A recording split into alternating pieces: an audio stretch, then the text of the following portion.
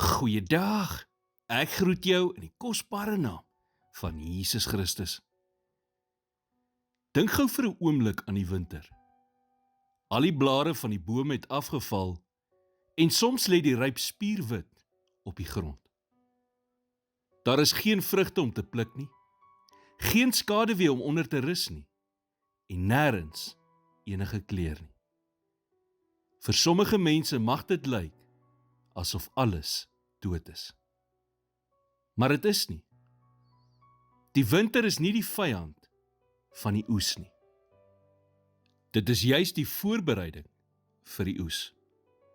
Onder die oppervlakte doen die wortelstelsels van daardie bome hul belangrikste werk. Die koue dwing hulle dieper. En dit wat dood lyk bo die grond, skep juis die toestande vir ontwikkeling onder die grond.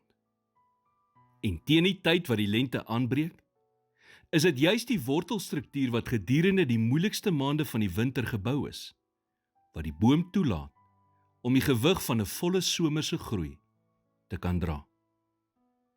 Net so is dit ook in ons geestelike lewens. Die winterseisoene in jou lewe is nie 'n teken van God se afwesigheid nie. Nee, dit is juis die winterseisoen wat hy gebruik om die werk te doen wat hy nie in die somerseisoene van jou lewe kan verrig nie. Prediker 3 vers 1 sê, alles het sy bepaalde uur, en vir elke saak onder die hemel is daar 'n tyd.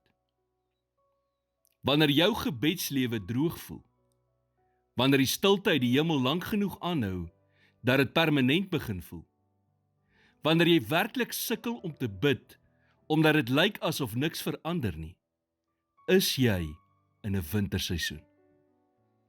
En winterseisoene voel soms soos 'n straf. Dit voel asof God aanbeweeg het om iemand anders te help met 'n meer dringende situasie as jy. Jy raak nie agter nie. Jy gaan dieper. Elke gebed wat jy in die winterseisoen bid, elke oggend wat jy soekend jou Bybel oopmaak, elke keer wat jy kies om vas te hou met die laaste bietjie geloof wat jy het, beweeg jou geestelike wortels dieper in die grond in. Dieselfde God wat die koue toegelaat het, beveel ook die lente om aan te breek. Hy is nie onbewus van die seisoen waarin jy is nie, en hy het reeds geskeduleer wanneer dit sal eindig. Die gevaar van die winterseisoen in ons lewens is nie die koue self nie. Nee, dit is om op te gee voor die lente aanbreek. Bly 'n bietjie langer in die koue. Onthou, die wortels wat jy op die oomblik bou, is juis wat maak dat jy alles wat volgende kom, sal kan onderhou.